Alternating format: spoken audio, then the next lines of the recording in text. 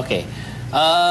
Terakhir dari Mas Sugiono, ada yang mau disampaikan lagi untuk pemirsa soal pencegahan virus ini, Mas? Ya, yang pertama jangan jangan terlalu panik. Kita tetap waspada, tapi yang jelas dengan waspada kita juga harus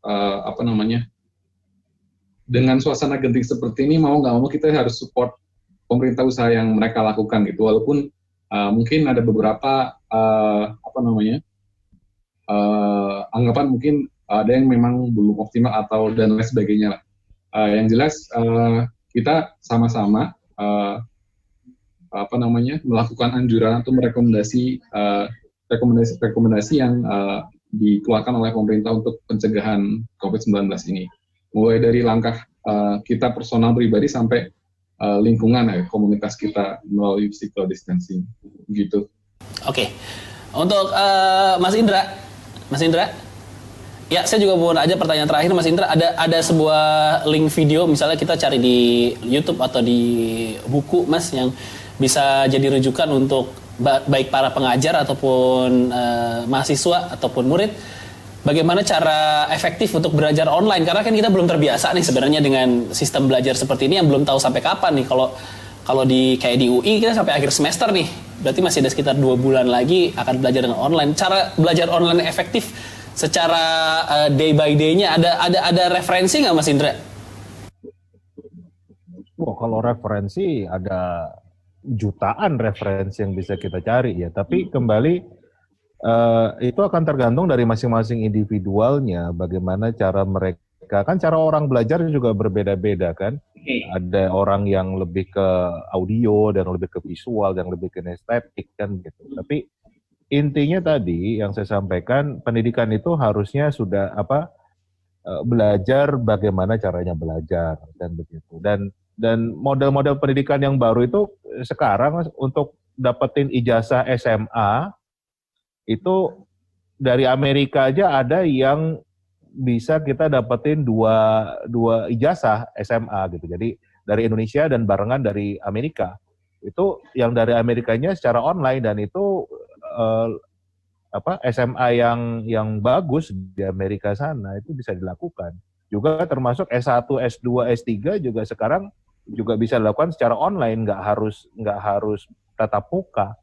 Nah, tapi isi dari pembelajarannya bukan hanya tentang konten gitu, bukan hanya ngelihat video atau ada animasi, itu enggak, tapi justru bagaimana karya yang dihasilkan itu bisa bermakna. Jadi sebetulnya ujungnya adalah karya deh.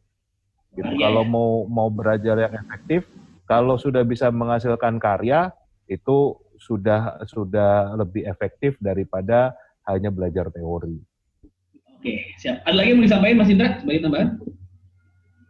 Nah, ini satu hal yang penting buat para orang tua, kan begitu. Ini momen yang tepat untuk meriset lagi pola pendidikan kita.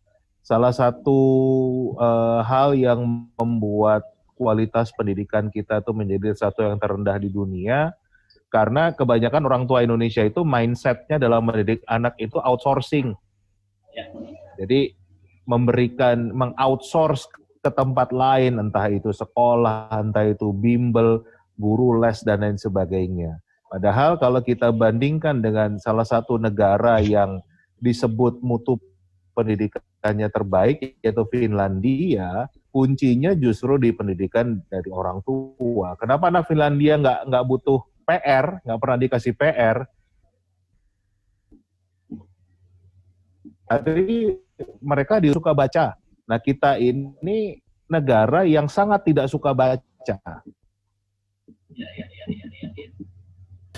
Ya, Mas Indra, boleh kasih statement terakhir untuk pemirsa bagaimana menyikapi pendidikan di masa seperti ini, Mas Indra?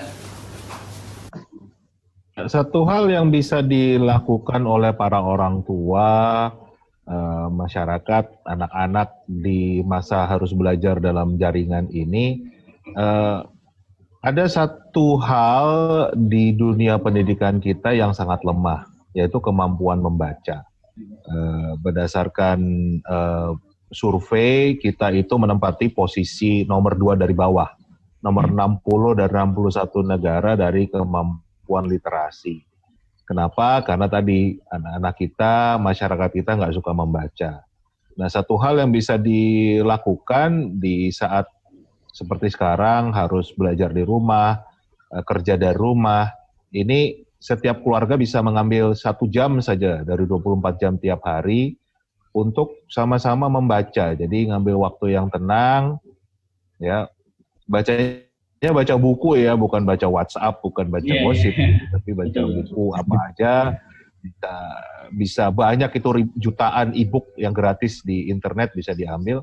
Tapi itu membiasakan untuk meningkatkan kemampuan literasi kita. Dan sebenarnya inilah bedanya Indonesia dengan Finlandia. Kenapa Finlandia menjadi salah satu negara dengan kualitas pendidikan yang sangat baik, salah satu terbaik di dunia.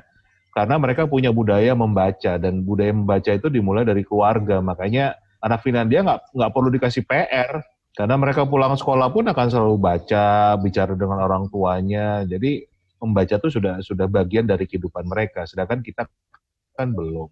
Harus dipaksa dulu baru mau belajar. Harus dipaksa dulu ada tes baru mau belajar, kan begitu. Jadi ini yang waktu, jadi apa ya, sisi positif dari wabah ini kita bisa meriset ulang supaya pendidikan kita bisa lebih baik, dan pendidikan itu yang utama mulainya dari keluarga. Di masyarakat kita kan kebanyakan mindsetnya dalam pendidikan itu orang tua outsourcing, kan, artinya orang tua membaik, dan pendidikan itu yang utama mulai ke guru les, ya kan. Nah, ini padahal yang baik sebetulnya mulai dari keluarga itu sendiri, dan itu di waktu yang sekarang bisa kita mulai lagi dari ulang. Oke lah, siap. Terima kasih Mas Indra atas waktunya. Mas Sugiono, terima kasih atas waktunya. Kita juga semua pasti berharap semoga masalah yang sedang terjadi bukan cuma di Indonesia, di dunia ini cepat berakhir ya. Amin. Terima kasih. Sampai ketemu lagi Mas Indra dan Mas Sugiono. Pemirsa jangan kemana-mana, kita akan balik lagi di Generasi Mecin abis yang satu ini. Mas Indra, Mas Sugiono, terima kasih banyak. Mohon maaf waktunya banyak kepake karena koneksi internet yang tidak stabil. Terima kasih Mas Indra ya.